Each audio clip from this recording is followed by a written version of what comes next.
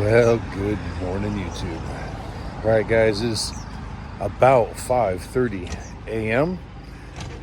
We are still here at the Rusty Lantern in Loudon, New Hampshire, just outside of the Speedway. But today, we are leaving. We are getting in Goliath and we're heading over towards the Finger Lakes region of New York to go visit with some family.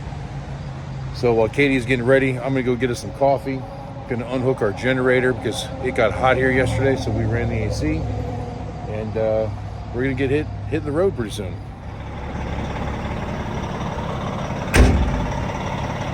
All right, Goliath is fired up. Generator is put away. Last night before we went to bed, I did all the pre-trip, checked all the tires, checked all the lights. I actually had to repair a wire on the trailer the night before because the trailer lights weren't working. Turn signals were working, brake lights were working, hazards were working, just running lights were not working.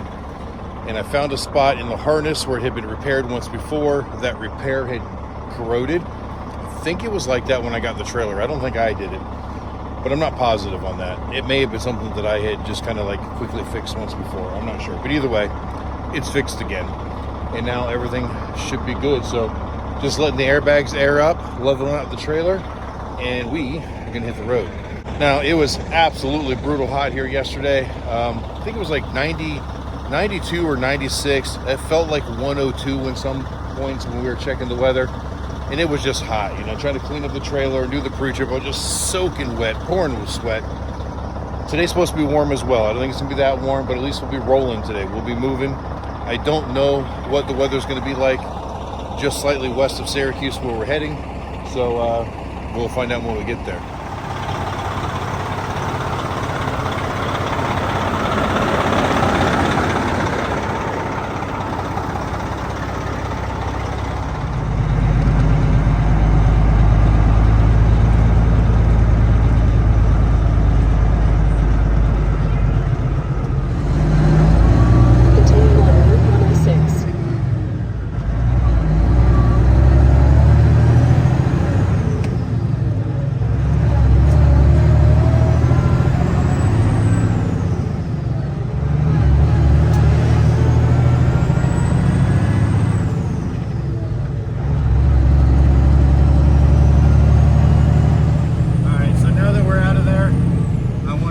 Everybody at the Red Lantern for their hospitality.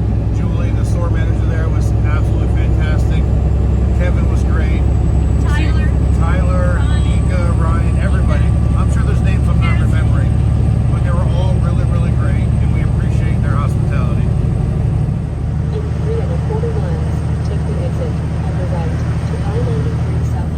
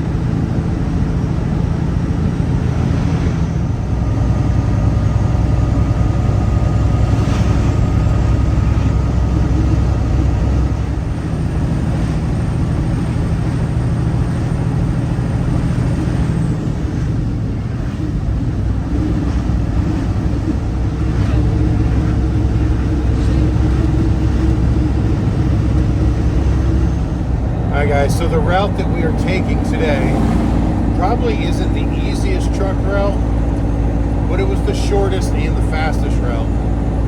So the original route wanted to take us back down into Boston, do the 495, get onto 90, and head 90 straight across to Syracuse. But I really didn't want to head that far south, so we decided to take 93 to 89, head a little bit north at 89 for about 10 miles, then get off on a 202 and 9 West. That'll take us through Keene in Vermont and eventually over to like Troy, Albany area in New York, where we'll actually get on some interstates. We do have to cross the mountain range, but it's going to be a much more scenic route. It's just absolutely beautiful through this section of New Hampshire, and it will be in Vermont as well. We run through this really nice river gorge. We did this route once before, so I know it's a truck route, and of course we've passed a bunch of trucks, so we're good there. We're just going to take our time and go slow. I mean, the speed limit is pretty much only 55 just about everywhere, so definitely not in a hurry. We've got no schedule, nowhere to be, so no reason to hurry. But hopefully we'll get some really nice scenery.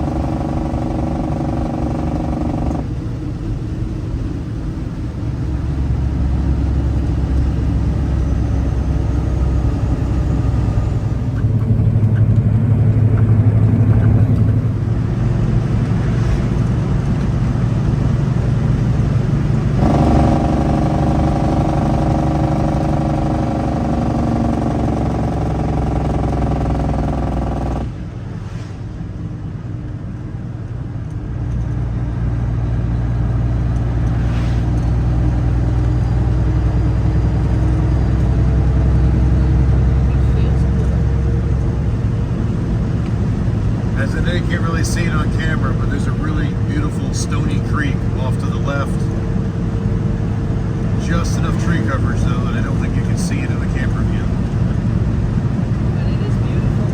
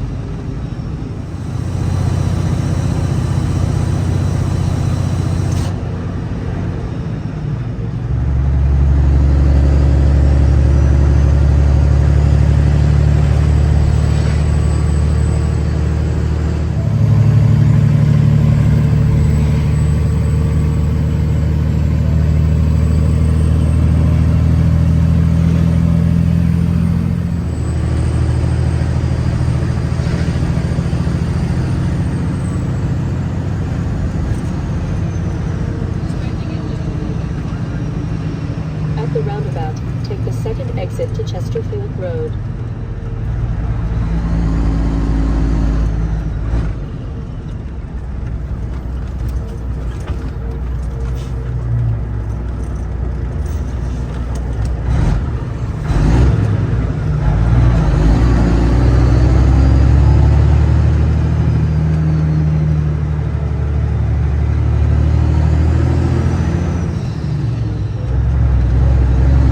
Keep left to I-91 South.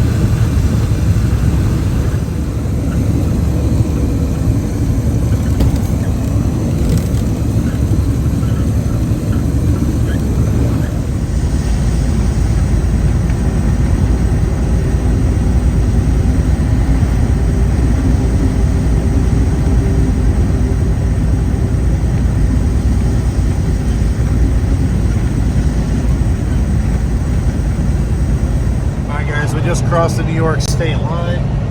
We had a pretty steep downhill grade coming out of Vermont. It was like 8.5%, and we just went slow. I think I did that with fourth gear.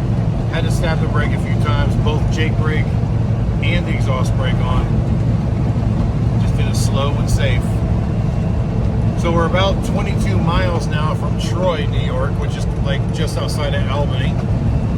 After that, we'll have to get on the interstate for a little bit. However, the one part that worries me is coming into Troy on 7. We got a really long downhill with stoplights in the bottom of it. So just got to be ready for it and go slow.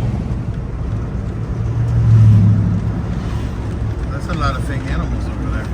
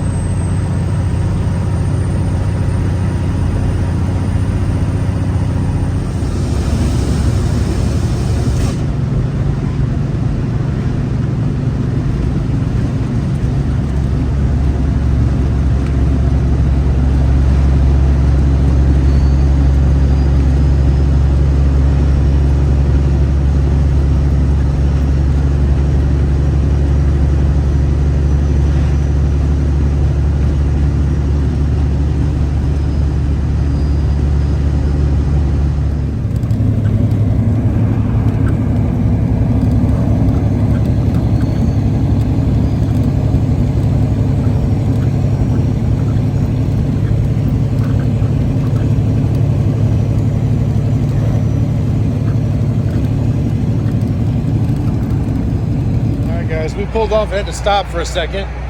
We're about 4 miles from Troy, but about an eighth of a mile back there, all of a sudden this big turkey vulture jumped up out of the grass, flew right straight in front of Goliath, hit the windshield. So we just stopped to check, make sure nothing was broken, and make sure the bird isn't still sitting on the roof. It was a big one. I mean, he was every bit as big as the windshield. Well, it doesn't look like we lost any parts. All of our lights are still there. Air horns are still there. The visor's still there. AC is still there. Hi guys, New York State Patrol. I guess they saw it happen, so they stopped, because by the time we pulled over, I could see their lights off the side of the road. And then as Talon and I were walking back down here, they had passed us. I guess they talked to Katie. They turned around and came back. He pulled up and said, "Did you see a big dead bird?" He goes, "No, it wasn't dead yet, but we killed it for you." So I guess they saw the whole thing happen and they put the bird out of its misery. So if you guys ever wondered whether the vendor life is exciting, this is the kind of weird stuff that happens to us. Although this is the first time I've hit a big turkey vulture. The thing was huge. I almost had one hit me on the bike once. It just missed me. But this time it was square right in the windshield. I thought it ripped the visor off, worried about AC units. I mean, it was a big bird. You know, I wasn't overly worried about the bird. The reason for going to find it was mostly just to make sure it wasn't still on the roof of Goliath, without having to pull out ladders and climb up there.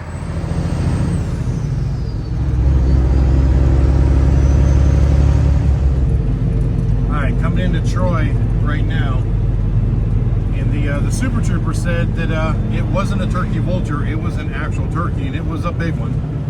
It's almost a shame we didn't have a deep fryer. We could have just, you know, gutted it and cooked it and had some free food for a couple of days. Poor turkey. Katie feels bad that we killed it, and I told her we didn't kill it. We just maimed it and put it in misery. The police officers were nice enough to kill it.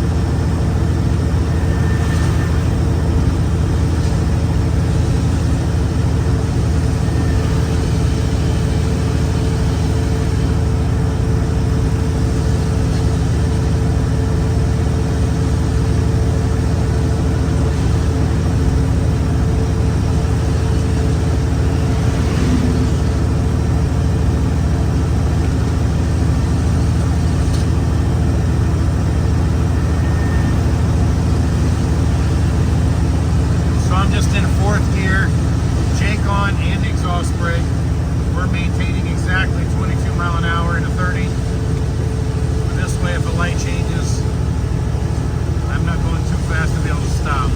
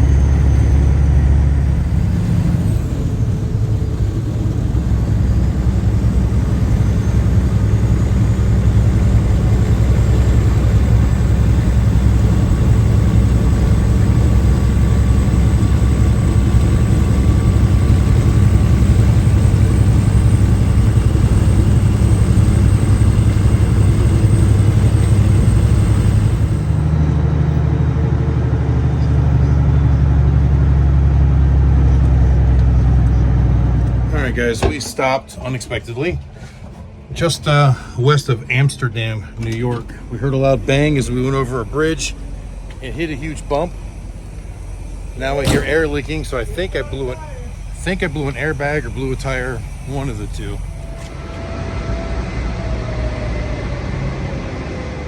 Okay, so we did not blow a tire. What blew was an airbag. I knew it wasn't quite loud enough to be a tire, but I thought maybe it was a small puncture or something. I don't know. But the reason the airbag blew is because the cross member behind the second drive that mounts the shocks broke in half. And when it fell down and hit the ground, it tweaked the airbag or punctured the airbag, caused it to blow. But the piece is like shattered. It's a hollow piece of cast steel. And I'd actually repaired it once before, about 5 years ago. We had re-welded it because there was a crack in it, and it had broke once. And I reinforced it, and apparently it is fatigued enough that it broke again. I actually tried to find a replacement piece for it back during COVID.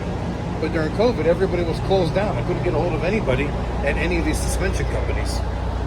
So I'm going to do some research, try again. But I'm going inside where it's air conditioned because it's hot today.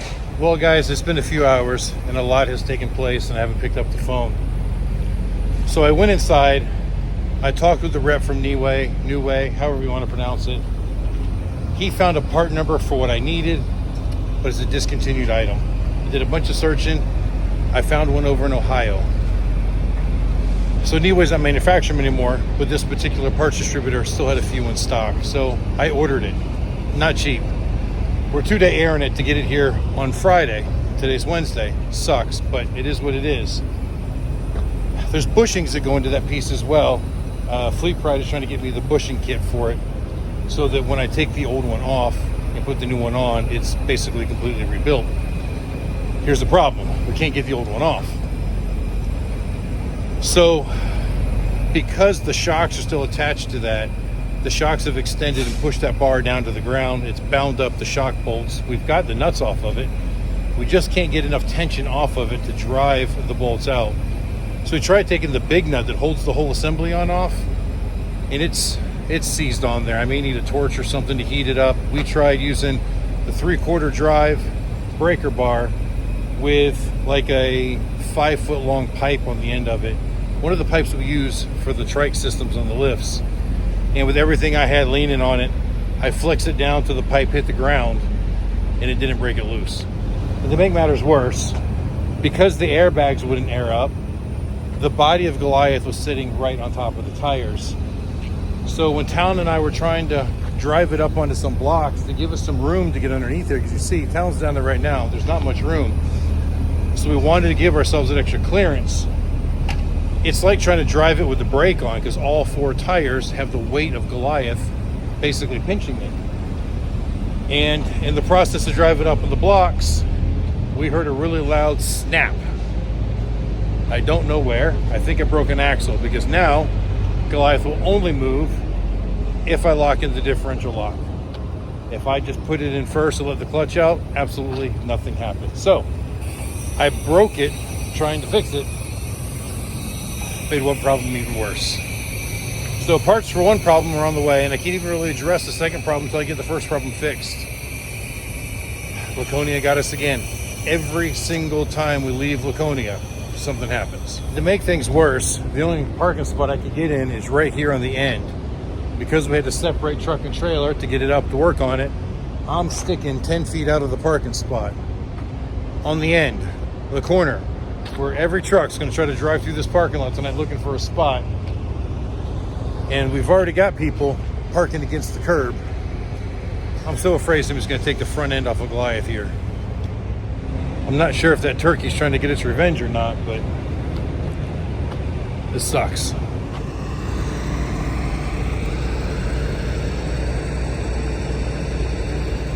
Well, we've given up for the day. We went over and talked to the people at the shop. It was right about closing time for them. And they're gonna see if they can get the truck into the shop in the morning so at least we get down in the pit and work on it. The problem is laying on our back, we can't get enough leverage on stuff. And they've said they've got a really big impact that might break the bolts loose. Just not sure. Anyway, so we just kind of decided that for tonight, we're done. Talon went to take a shower. Katie's finishing up laundry.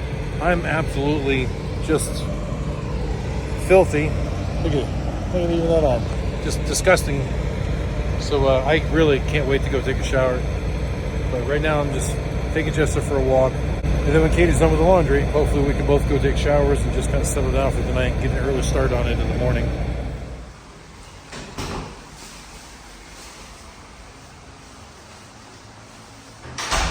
Well, the showers were really nice. It took a while. Talon came to get his shower, he got right in. But by the time Katie got done with the laundry, then we got our shower. We had to wait an hour. So we're just now getting in here. It's about 9 o'clock at night now. I think we're all exhausted and we're hungry, so we're gonna do this quick and then go get some grub at the Taco Bell that's in the truck stop. All right, so we finished our showers, had dinner at Taco Bell. Now we're just exhausted. It's been a long day. It's a very different day. This was supposed to be an easy day. It's supposed to be an easy drive, short little 6-hour drive, and we still didn't get to where we're supposed to go. But you know, at this point, there's really not much we can do other than just try to work our way through it. So I think tomorrow morning, the guys here at the shop are going to let me roll Goliath into the shop so we get down to the pit so we're not laying on the ground. Maybe we'll make some progress there. And then we got to wait for our parts to get here. If we can get this all taken apart, everything else fixed, just kind of sucks. Not the way we thought today was going to end. But It's okay, you got it, babe. But we're going to end this one here. We're trying to stay in good spirits. Got full bellies. Going to get some rest and attack it again in the morning. So thank you for watching. I hope you enjoyed it. And until the next time I see you. Keep those engines running.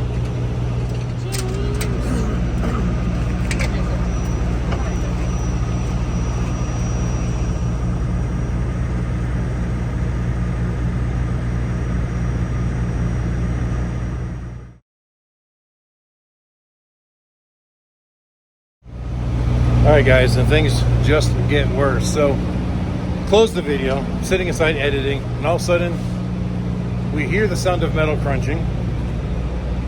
Talon looks out front, and sure enough, this guy hit the front bumper of Goliath.